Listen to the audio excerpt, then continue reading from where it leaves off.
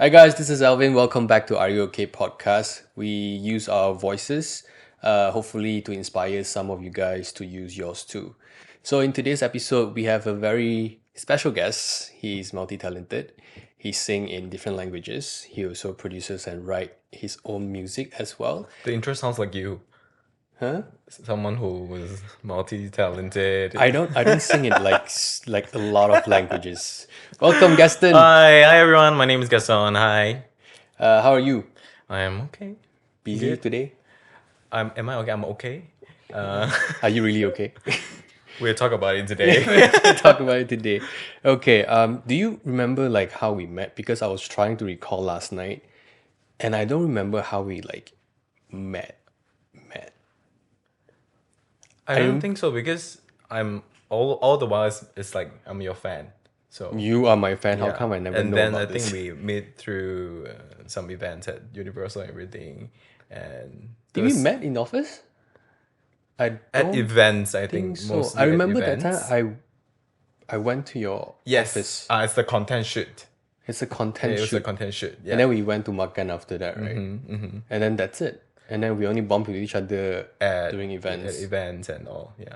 Okay, so now I recall that was the first time. So, you were a child star before. Uh-huh. Can I mention that? Yeah, sure. I was singing last time I was singing in like this music class, and then they have all these children who are singing. They having all this performance training, and then which I also partnered with a record label, and I was actually signed at 2 years old. And then 2 years old. 2 years old, like child singer. We sing nursery rhymes and Chinese New Year songs. So I was like, But do you it's a remember very- anything back then? Like, does it still? Kinda, yeah, kinda. Like I would like look back at the albums and the music video and think about it. Yeah, kind of can piece Because puzzle. I don't remember anything before I was 7 years old. Okay. Anything before is just like completely blank. It's like I only remember like snippets of like moments where I fell from a chair or whatever, but that's it. Like I don't remember the entire year Okay. or the couple years when I was like a baby. But you still remember, you still recall, because you can sing Yes. and memorize the lyrics when you were 2 years old. I'm very bad at the memorizing part because I remember I look at when I was young, very young, like the little baby Gaston. I would just always look away and think about the lyrics. Very bad memory until Back then now. you don't have prompter, right? Yeah, back then tak ada lah.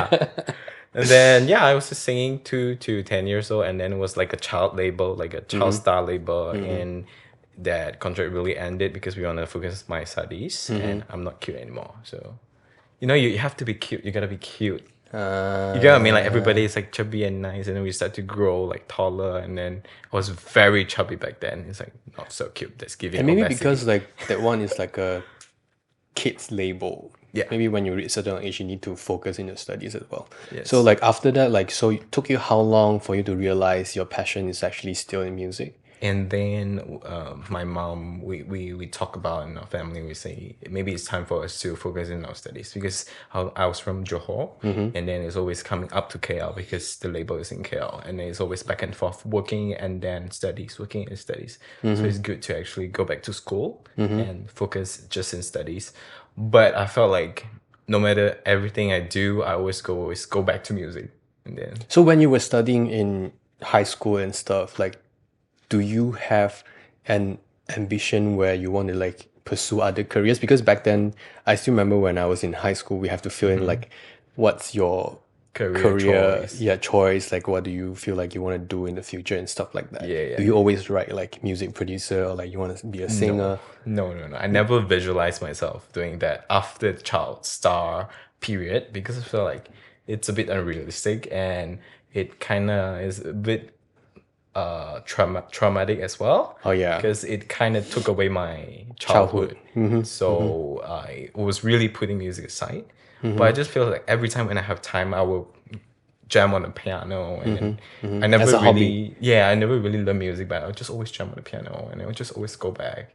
So what were your choices during high The school? choices Actually, I don't really know what I wanted, but I always do singing like a hobby. I really don't really look at it as a career. And then I was actually in science. So before I took mass comm as my major in college, I was actually considering to do dentistry because I had accident when I was really young kid, and then I was like always going back to the dentist place and then spending my mom's money. I was like, oh, being a dentist could maybe earn a fortune, you know. And I told my mom, I want to do dentistry. And I was so close into applying to the dentistry uni in India to fly there. But then my mom just said, I hope you can You made go the right into a choice. course that can have more flexibility when it comes to the career path later on. So I actually picked mass comm, which I intern in Universal Music, where I see how labels work, and then I was like, what if on the stage right there is not me, it's not the star, but it's me. Yeah. So it's during your internship in Universal Music you realize you want to be on the stage. And I was actually also told by one of our colleagues back then, say, can you stop singing? Like, this is not for you. Really? Yeah, and which I also felt like is quite hard. Do you still see that person around? Yes. Really? But she meant it in a very good way. She meant it like perhaps maybe your pronunciation was a problem, and then maybe you should stop singing English songs, and then maybe you should sing Mandarin songs. I got that a lot. That kind of comments. I got that a lot. So my story is like when I started singing Malay or like trying to act in Malay or trying to like speak English or even like sing English songs, like I got that a lot from people, but I just didn't care. Like I used to care a lot, like what people say, but if it is something that makes me happy, so why don't we just give it a try? I believe if Jungkook from BTS could sing the whole song with the Korean accent and it's still a hit, and there's so many people who love and support him, and then why not we just sing it with our own identity? So Yeah, I also find it's very, very funny where like, you know, when a Thai celeb or a Korean celeb sings in English or like speak in Chinese, even though with their own accent, people still are very supportive. yeah. And I always believe during the process of building your career or doing something that you love to do, it's tough. But eventually when you have result, people will start listening to you. So my story was when I was deciding when I decided to go into the Malay market acting scene. A lot of the people in the industry say, "Alvin, you're so stupid." How did it start? Is it because I know you played one of the biggest roles and which actually like just fly It's fly not the your biggest career role. and It's the everything? drama was a hit. I was very, Yeah, very yeah, the lucky. drama was hit, but what was the decision like? Like, did you actually thinking like you want to make a try or like? Oh, make I went for attempts? casting for a year, but I never gotten any feedback from any production houses. All right. So it's like when I was about to give up, Okay. and then a producer called and gave me the role in the drama itself Okay. that got the hit and it got very popular.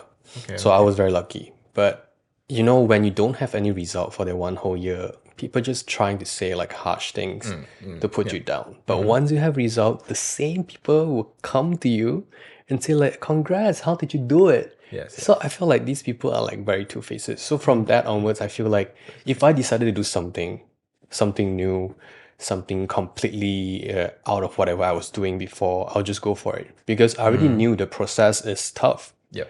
Because people will be like, "Oh, why are you changing your path right now? Why you are doing so many things at this moment?" Even like for this podcast, I'm not very fluent in English, to be very honest.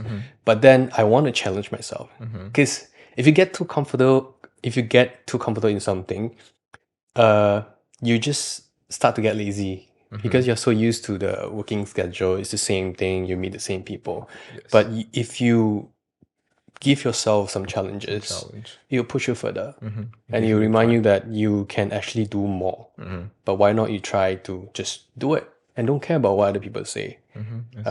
Eventually, when you have results, I'm pretty sure you can relate. So when you first started as a duo, Yes. right? So when you came out by yourself, I'm sure you have questions like why the group is not happening anymore, what happened and A few stuff. things from there I like to pick up. Like first thing is like, oh, you're my sister's name's Jay. So it's like you're Jay's brother. You're Jay's brother. Like all this while, my sister has been the successful one, and she's one who made it way before when I was still a student, and then like an intern doing back end work and everything, trying to be a singer, be an aspiring singer. So I'm always that Jay's brother, Jay's brother. But now when I felt like people recognize me by my name, I felt very I felt being seen, and it feels awesome. Like it takes really a long journey, and for yourself to not lose faith in yourself as well. Yeah. And also like the part where you said people just change their attitude towards you when they see the success. This the exact same people who say, "Why are you invited to this event? Like why are you even invited to this event?" And then when you blow up, like I remember the exact same person in a week later saying like, "I want a picture with you." And this just feels off. Like why would people be And like also that? fake. So I yeah.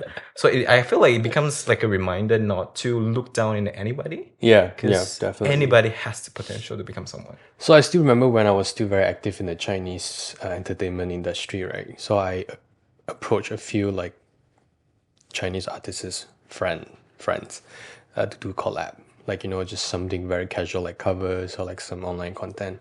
And they told me, oh, I don't think it's up to me to decide. I have to like go through management, or some would say like, oh, it's not something we wanted and stuff like that. So I find like, oh, some even ask me like, oh, do we get paid? Oh, okay, faham. So they're asking me to pay them to do the to collab. do a collab. So I was like, this is something fun, because if you look at the other countries of, for example, like the US market or like the UK or whatever, Australians, We're open for collaborations, when right? they are into music, when they're passionate about music, they just don't care like how much money they're getting. They do it because they love it and just want to have fun. So when Exactly. when you're in love with something, when you do something with love, eventually people would see it and start liking you, and it's for our own good anyway. Like back then, my era, it's like it's so hard to produce one single. Maybe like once a year, twice max in a year. So like it's not enough for you to promote yourself. And I feel like these people are very, very conservative. And which is why I decided to hop into the Malay industry. Because back then a lot of people ask me like, why don't you go Hong Kong? Why don't you go Taiwan? Why don't you go China? It's not easy because like I have nobody. Back then I was like independent. I literally have nobody to help me. And then to go there, you need to have a team to help you, like, to get license, visa, to get to know the culture and stuff. Yep. So for me, it's like a no go. So I decided to tap into whatever I can reach. So which is the Malay scene. So I tried for a year, as I mentioned earlier, and didn't get any results. So I decided to change my career path, which I don't want to be an artist anymore. And then I guess God answered my prayers and gave me another path, so which is like kind of cool. So and Okay, you're now. Oh my god. I'm still a peanut actually. I mean, it takes a lot of courage to say, like, let go, and also to say goodbye to your past and then take on a new journey. Because I feel like, as someone who, I'm someone who works. I'm confident because of my past experiences. I'm that kind of person. So when I have to let go of my experiences and take on like an unknown path, to me it takes a lot of Courage, effort. courage, and just back and forth. Like, are you sure? Are you sure? Do you want to try? And then I told myself, just go try it before, you make any comments about it. Like, Yeah. why is the fear stopping you? And I mean, look at yourself. Like, look at you now. Like, and look at that Alvin back then. Oh, And like, yeah, compare. yeah. I've grown a lot. I'm very happy for you. I'm definitely you. very happy for you. Thank you. And also, like, this podcast is entirely something new for me. If you've seen me in person before, especially the last few years, I'm not a very talkative person. Like, I'm not who I used to be. Because back then, I used to socialize because I was afraid people might not like me. Yep. Or I wanted people to like me. It's Aquarius trait. Don't worry. That's why I was like trying so hard to Yeah. like communicate with people, or trying to get to know people, trying to make connections and stuff like that. But now I decided to stay true to myself, Yes. which I only voice out when I'm needed to. And this podcast is something really challenging for me because I'm not used to hosting a program. Yep. Like I need to like talk to the guests and make conversation, trying to open up. The reason why I do this is also because I feel like in podcasts you can share more, but with like interviews and stuff, there are some restrictions. You cannot say too much, or maybe because of the airtime limitation, you cannot really like share much, and people might not get to know you as much. But with a setting like this, with a setup like this, I feel like we are more comfortable on the couch and just like sharing our thoughts and opinions about stuff. I feel it's a good chance for people to know your stories because I do notice that after a few meeting up with you at events or like at some work together, I do notice that you are quite a quiet and reserved person.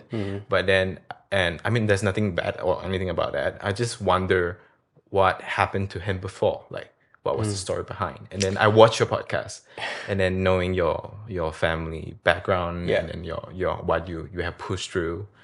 I was like, Don't this worry, we're guy's not gonna cry this, in no, this thi- episode. I was like, I was like, that explains a lot. Like, Yeah. because I feel like there's this quote I really believed in. There are trauma that we can't heal, and it's a scar. But that scar makes us a warrior. Like that make us change. Yeah, For the good, for the bad, I don't know, but that made us definitely for the good. Definitely, I Because hope you I had hope the it scar is. before, you wouldn't want to have another scar, the same scar. and make you stronger. Yeah, Definitely. So I feel like this podcast definitely make me know more better than before as well. So yeah, I just want to pick up something from where you said you feel like you don't belong in the Chinese scene. Yeah, I I do mentioned that have before. my thoughts as well. And then looking back, just last year, 2022, now it's 2023, and just looking at my releases, my content, it's 360 different. Not sure if you noticed. And then people be like, what's wrong with Gaston? Like, what happened? And I do feel like I don't belong there as well. Don't belong And where in the Chinese market, or like Yes. you don't know where you belong. Both. I feel like I don't know where I belong. So I want to start from the Chinese part yet. So how it became a career is after I become the interns and like having an idea of how labor works. And I was like, I'm so excited. I was like, I told my sister ended her contract. She was in the girl group back then. Not sure if you remember. And then I was like, sis, I want to be your manager. And then she asked why. And I said, because I feel like it's so hard to actually penetrate the scene nowadays. It's so saturated, so competitive. And I'm just an ugly potato. I told my sister, I said, I want to be your manager. I want to help you to do whatever you like. Because I know that she wasn't quite happy with the previous label as well. And she said, why? I say, hard. Then she said, why not? I say, I felt like my dreams is so far. And she said, what are your dreams? I say, I want to make impact with music. And I don't feel like I'm the right person to do that. And then she said, why not we do together? Like, I need someone to write songs. She said, I need someone to make music as well. So we became a duo. And then we were content creators. And then we were very lucky. It was a very short span of time where we have the followers and everything. And then through that hype, we release our songs, and that's how we really slowly building this empire, this company as well that I'm having right now. Yep. And then that's where people know me, and then I was signed to a China label. Yeah. Yeah, so it was a 1 year contract, and we were trying to go to China for like the TV shows, like talent shows, especially. Let me guess, COVID hits. Yeah. And I remember it was 1 year, and I actually auditioned for 10 TV shows. And I starved myself, and because I was very conscious of how I look and how I can be better to fit into the industry standards in China, I actually lost 14 kg back then. I was very skinny. I was bony at one point. Yeah. You wanted that so bad. Yes. So you wanted to be seen, and you wanted to have a chance of China can see you as a talent, as an artist itself. So you have to work for it. Like many of us like just don't understand. Like they might think that we do all this effort because like they don't understand our effort. They are not in our shoes to see what motivated us and the sacrifices that we have made, I guess, generally. And then I felt my motivation is because I wanted to grow. And I felt like I wanted to learn more about production. I want to look at how their TV shows work. I want to step into their studios and everything. I just want to be there. And then like I said, like I made so much sacrifices, but I don't get a lot of supportive people. So online, there were people who said, whenever there's news talking about, oh, Gaston is auditioning for this and that, there will be comments saying that, yo, cut your IC lah. Just go down. Just, if you can, cut your blue card. Like, they just say, like, just cut your IC. Because, like, you don't belong here. And then you are a betrayer dog. Like they would just give you these kind of names. I just felt like my passion and my dreams for this bigger stage, bigger opportunities is not being, I don't even say support. I don't even want the support at that point. I was just like, you don't like it. You don't like it. Just leave me alone, right? Yeah, yeah. yeah. And then I've just felt like, why? And then COVID hits, so I didn't get to go on any of the shows that I auditioned. And then I ended my contract with the label. Yeah. Where I came back to home ground and look at what I want to do. Yeah. And that's the first identity crisis that hit in. Just felt like, who am I now? Like we were doing Chinese socials, so like Douyin, Xiaohongshu, and then I did not miss my streak for uploading 242 content, like daily videos on Douyin. So it's like every day I film and record my covers, and I did not break the streak for 240 days. It was so tiring, and people just give you all this, toxicity comments to me, and then even under my content as well, like, oh, you just want to be famous, or they just don't get the sentiment, because I just want to have a chance to go to an environment for me to learn, like a new environment for you to explore. I was very eager to find I mean, opportunities. I totally get that.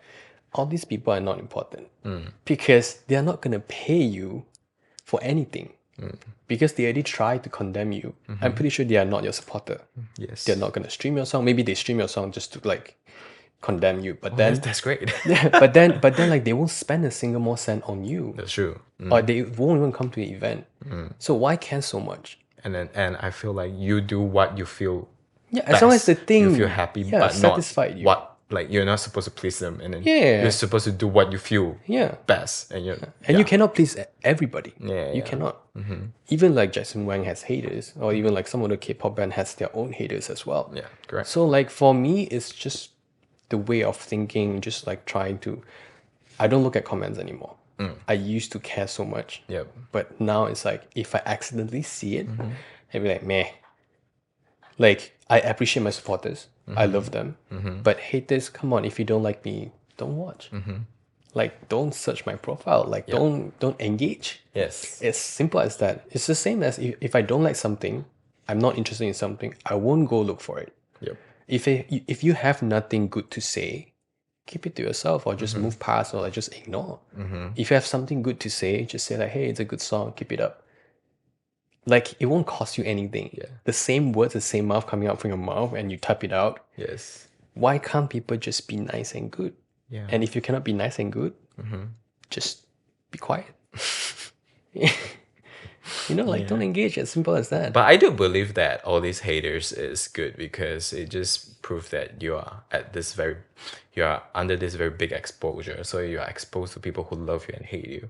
So when you have more haters, it means that you are more famous. More famous is one thing. So I was like, that's great. So I mean, that's good exposure. I mean, if you can think like that, then it's good. If you're not affected by those comments. I'm not, definitely not. Yeah, so which is kind of nice. It took some time to let go, until I felt like when there was my moment where I really let go of hate comments is when they comment on my looks. Because like my nose, like something it's you cannot big. change, right? I was like, my mom gave me this space, and then if there's the only thing that you can attack on me, that means there's nothing else. I was like, your argument isn't valid. Like, it's valid. Totally. Like, totally agree on that's that. the point where I start to let go. I feel like people can say things that don't make sense, and why are we supposed to believe that? So definitely. And also, like, I've seen some of your Douyin contents. You basically like make multiple languages covers, which I find it very impressive. Thank you. Like, how many languages have you been doing? Like 7, 9? In the songs itself can be 7 to 8. Depends on how much I can do. But if you really say speaking, I'm something close like you. So it will be Malay, English, Chinese, a little bit of Korean, a little bit of Japanese, a little bit of Thai. And then the others is just I really love the culture, so I start to learn and pick up, and I can sing now, but I hope I can speak in the future. Yeah.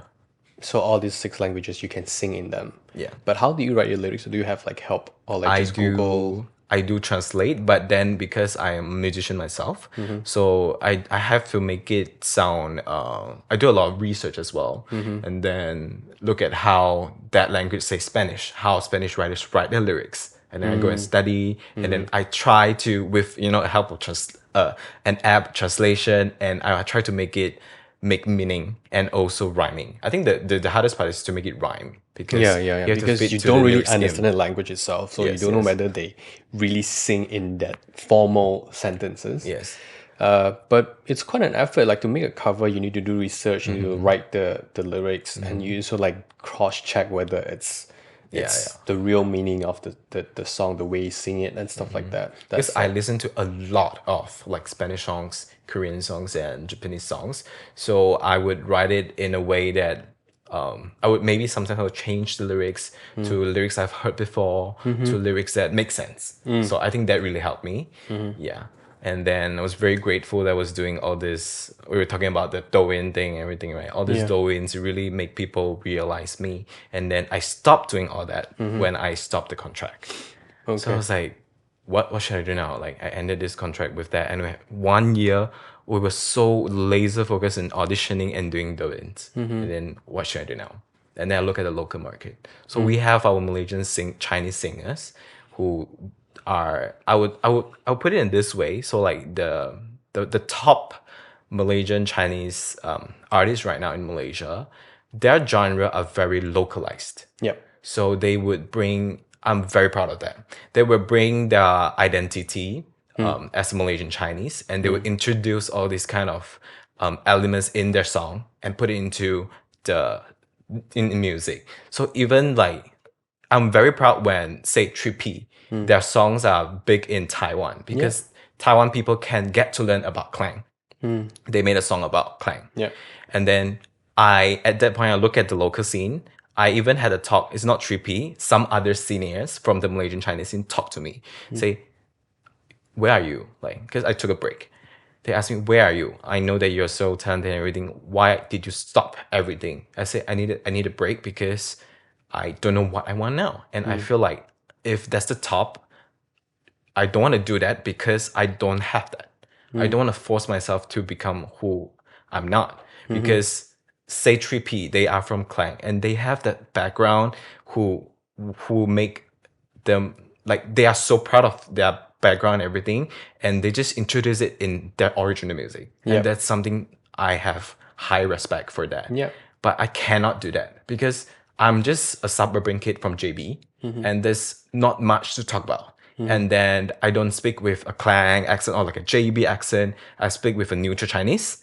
And then I don't have all that elements that I could put in. And then this senior had a talk with me. He's like, "Why do you stop doing Chinese music? Can you give me an answer? I just don't get it." Like he in a way, he was quite furious. He said, "Why did you give up on your career?" Then I was like, and I started crying. But I don't think you were giving And up. then- You were just trying to figure out like what you want to do. Like started- where do you fit in? And I started crying, and I realized I did not heal from the trauma. Where people say they want me to cut my IC, like they want me to cut my ID card. Like I feel like doing Chinese music here is not being even supported by the locals. Yeah.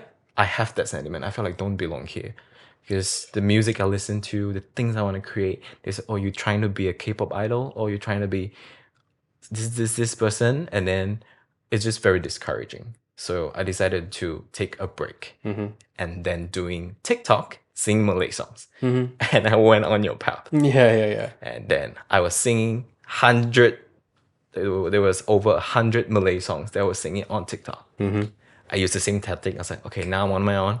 I want to do something here. I don't want to think about it a minute. I don't want to stop anymore. Yeah. So I do everyday Malay song covers. Because I was singing all the songs from the top charts, and I realized most of the songs are Indian songs. Yeah. So where they also started to learn a little bit of like Indonesian language and all. And I'm happy because it helped me to grow my TikTok where it hit 1 million. But the fans are all from Malaysia and Indonesia. Yeah. And at that point I was, oh no, the second identity crisis. I was like, I don't speak as fluent Malay as Alvin. Like, Don't compare. like no, I'm just saying like I cannot take this as my career. Like I've been building this for what?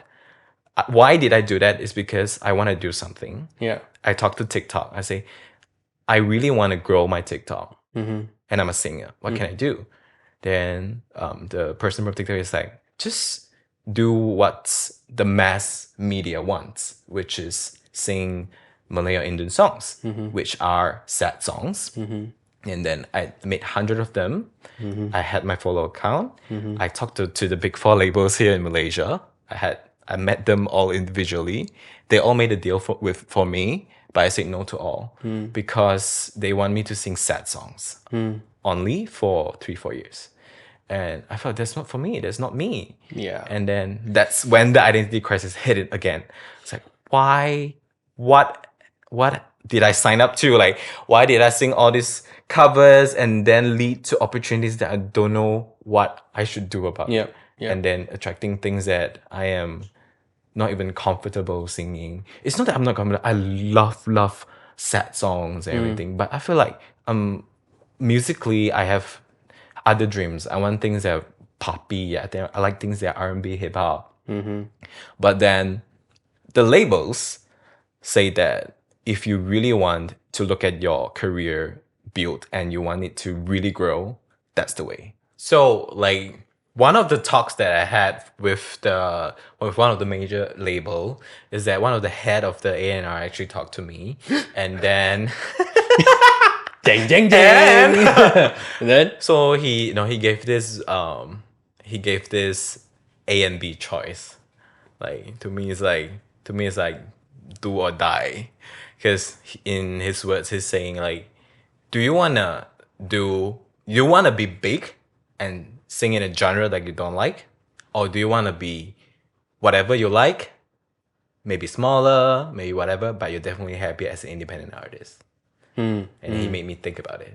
And then I think in one day I have an answer, because I believe in intuition. When you're fighting something, I believe a lot in soulful enlightenment universe and all that. I believe in like sometimes I like to study about it.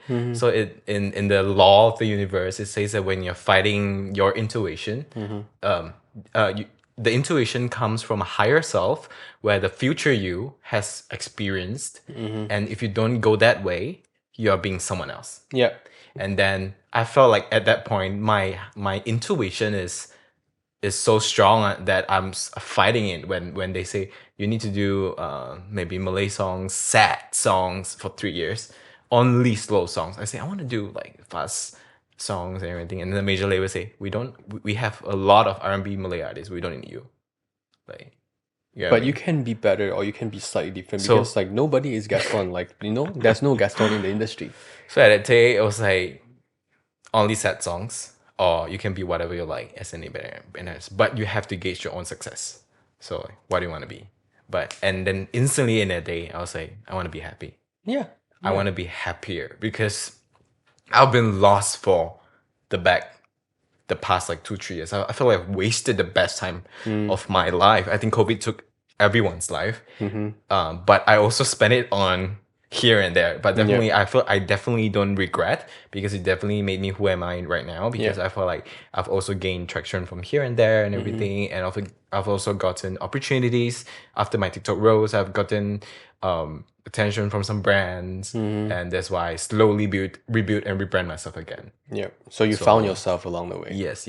So now you're very content, like whatever you're having right now. Yes, and much happier, definitely much happier. But And then it leads me to the independent artists, and I start to release English songs. And I have my problem as well. It's the Chinese tongue, it's the Asian tongue, where it's so hard when there's linkers, there's words that you need to connect, and it's very obvious when you go into the studio, and then it has to make up when it's hearing itself. And then I actually had to hire vocal coaches to help me with that. And then sometimes I felt I don't write as fast as I write in Chinese, and what to do about it. And it's definitely a struggle for me. But I feel much happier because my genre, the sound that I like, the poppy R&B sound, the hip hop sound that I like, I can do it in this genre without a problem. Yeah, I love your new track. Yeah. Both Thank you, Cake thank you. I Cake, love your right? new song too. Yeah, but I didn't write that song. But I really, when I hear the song, it's like, wow, this is gonna be a hit, or at least like something that I would like. Thank or you. like, you know, it's something new and fresh to the market as well. Thank you. And So I want to ask you, like, oh, I'm scared. no, like I said all that because I don't think I would say to any podcast because no one would resonate better than you, because you've been all through this different industries and definitely many different comments, and definitely you have different thinking at different phases. Yeah. What do you think about it, and what was your experience when you were doing Malay music? To be honest, like I wasted almost You felt that you were 4 5 years. Okay. Because back then, when I was signed to a label, I was desperate, to be honest, because I was recognized in the industry, Malay industry, as an actor, but not as a singer. So, but I still have a huge passion in music. So when I was signed to the label, the A&R team told me like the same thing. You want to make it big, you have to sing ballad sad songs. Maybe it's the same label. Okay. Maybe it's the same label. I don't know. We will never know. And then the at that moment, the A&R team told me, okay, if you want to make it big, you have to sing this kind of genre. And I was like, okay, fine. I'll sing whatever you want me to sing. Send me the demos. So all the previous, at the very beginning stage of my Malay singing career, it's not up to my decision. They send the demos to me. I go to the studios, record it. Frankly speaking, I didn't like any of the songs. But because they say this is the only way to make it to the market. And guess what? I didn't make it. because it's not something that I wanted. Like I don't feel it when I sing it because it's not me. Like you said, when you were performing that song, when you're talking about the song, when it's not you, it's hard because you are not happy when you're working or when you're performing. So I think the audience can feel it. That's why there's this quote to say, you know, us as artists, if we create from here, not here, it's gonna suck. Yeah. Because it's not art. Art comes from Yes. So when you write music or when you sing music, you have to love it here. Yes. before you show it to the world. Yep.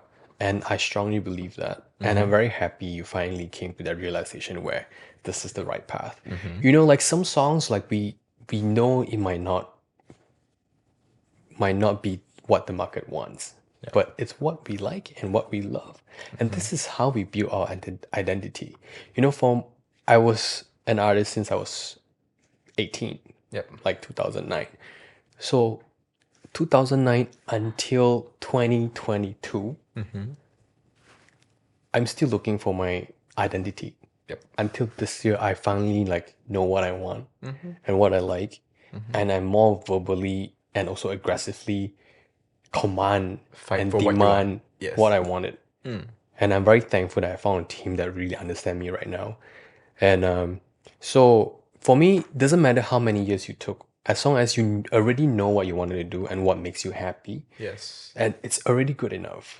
Like, don't let anybody else tell you if you want to succeed, you have to do this. Because if it's not who you are, okay, even if you succeeded singing Malay sad ballad song, you succeeded. But suddenly, if you want to be true to yourself, you want to change your direction, what would the fans feel? Oh, meaning throughout the whole past few years, this is not the real Gaston that we know. Yeah.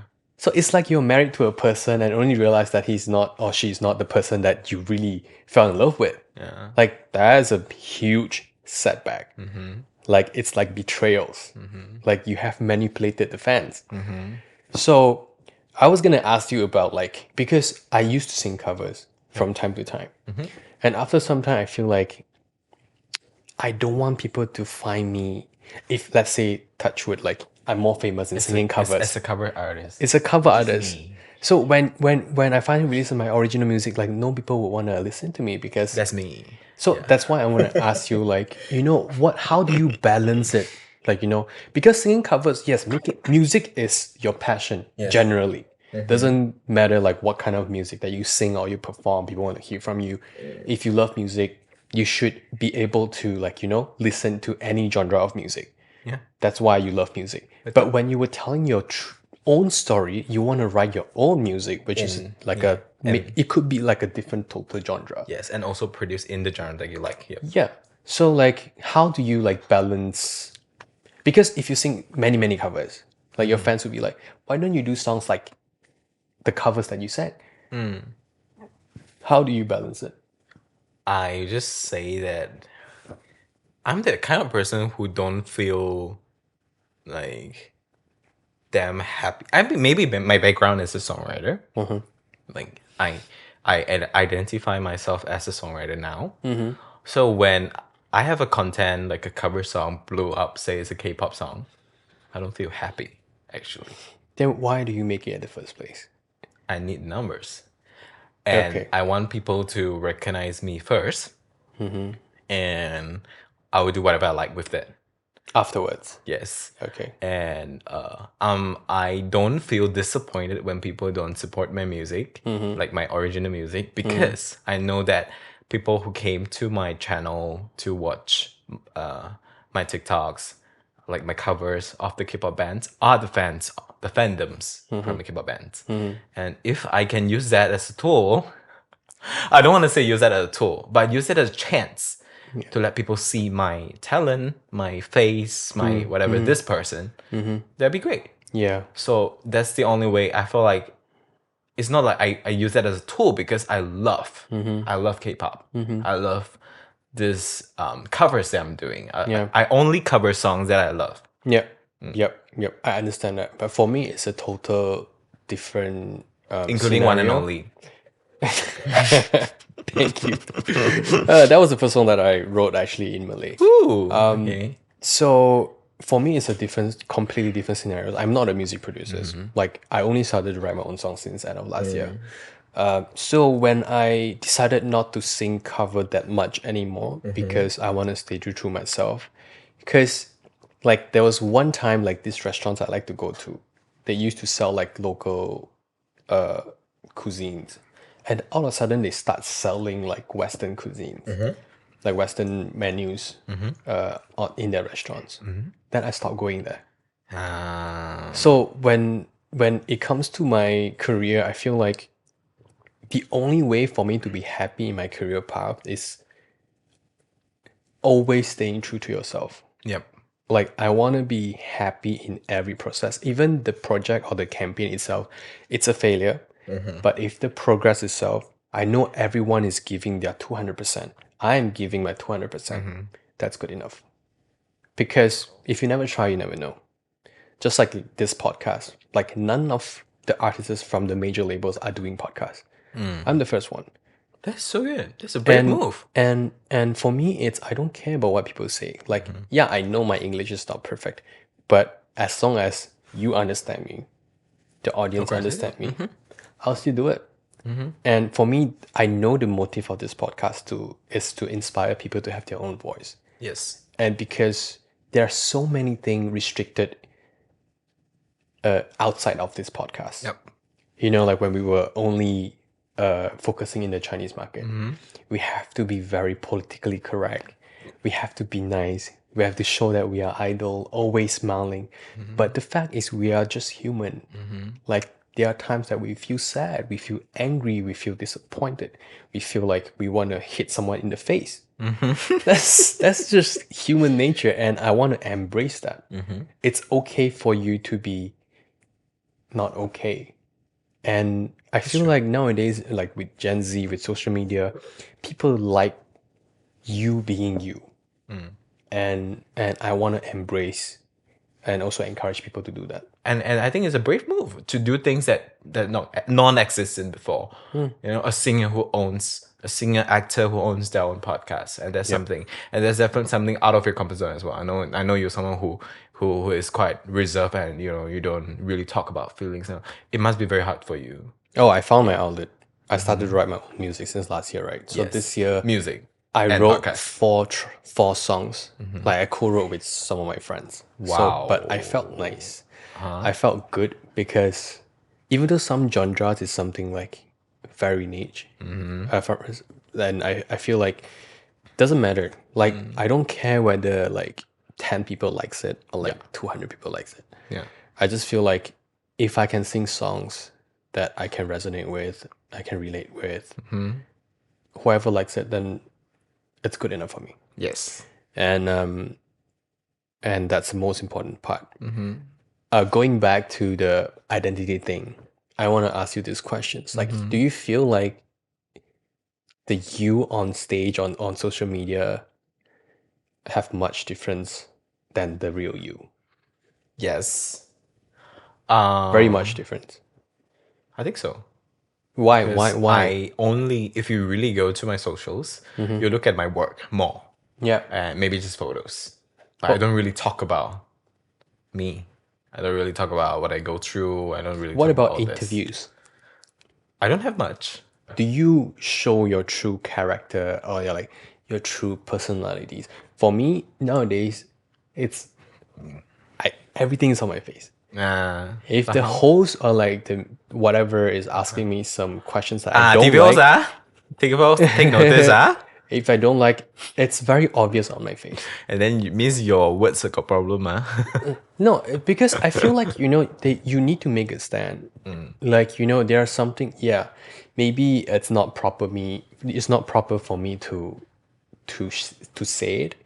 But I feel like artists sometimes are being taken advantage of Yep. by other people. Yep. Because we were known, especially Chinese artists, we were known as, we don't know how to fight back. We don't know how to have a stand. We don't know how to have the boundaries. There's this quote I really believe in, I would like to share. It says that doesn't mean that you doesn't mean that winning someone's heart, you have to lose respect for that. You get what I mean? Like, Yes. Like winning someone's heart doesn't mean that they have to lose the respect for you. You can voice whatever you want and being like at the same time. Yeah. Why would you wanna have someone who like you but don't respect you, right? Yes. So why not have both? So I think whatever you say is true. Okay, there's this one funny story I want to share. It's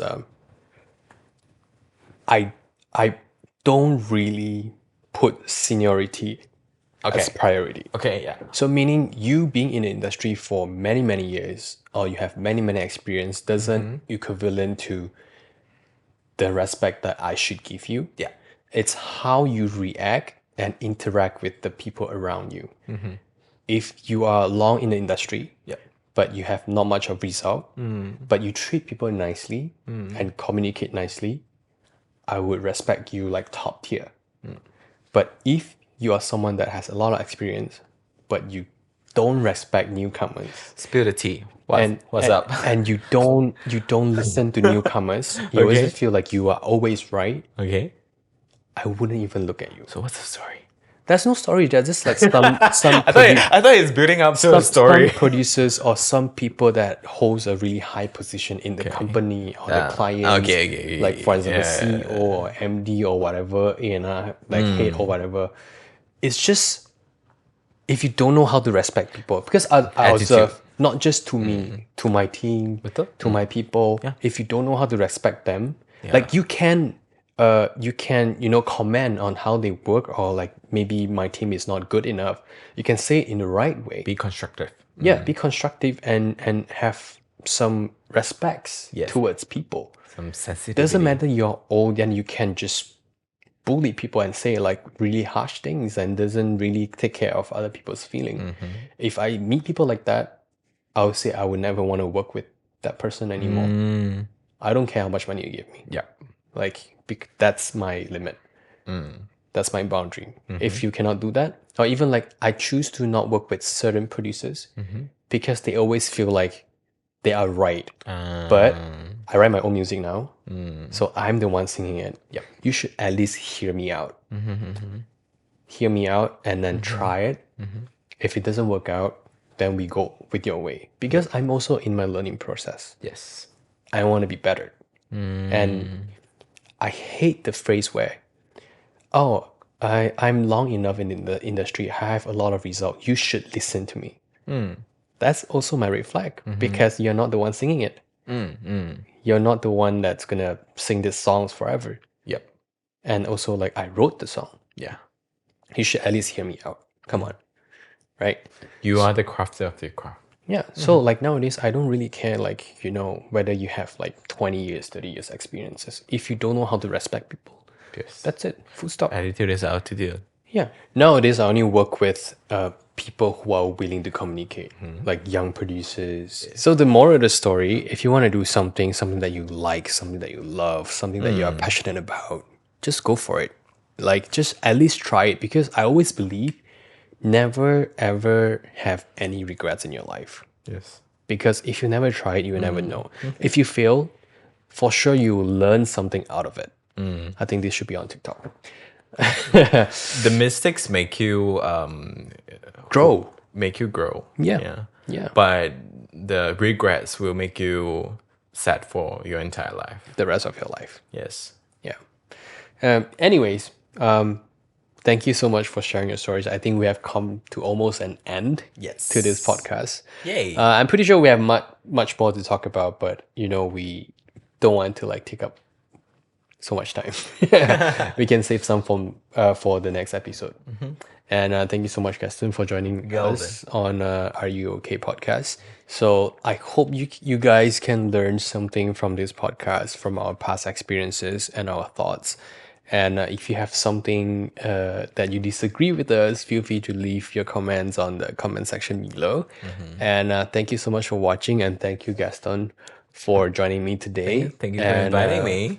We will see you next time. And don't forget, Are You Okay podcast is releasing on every Wednesday, by Wednesday at 9 p.m. So I'll see you guys next time.